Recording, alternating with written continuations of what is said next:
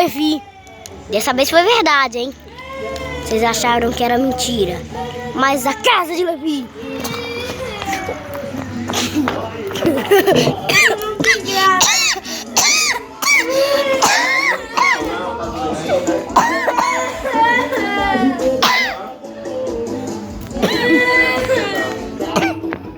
Foi mal.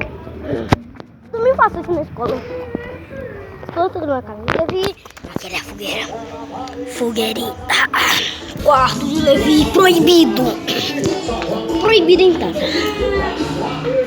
É perigoso.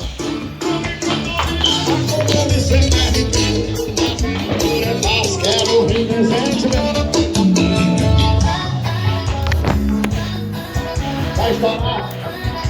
Olha só a rodada.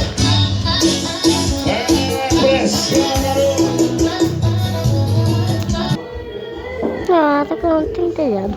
Ali é a porta sagrada do quarto de Levi. Ali é a janela.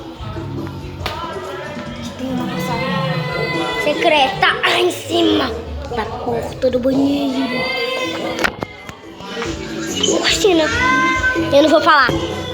Tô espiando o que eles estão fazendo.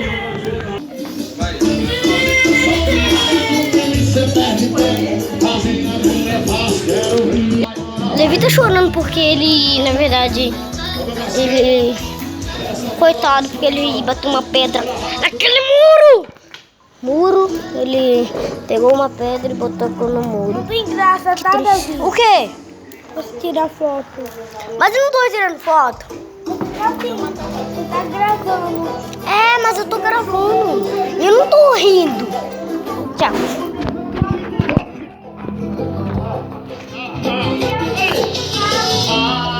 Hã? Quem?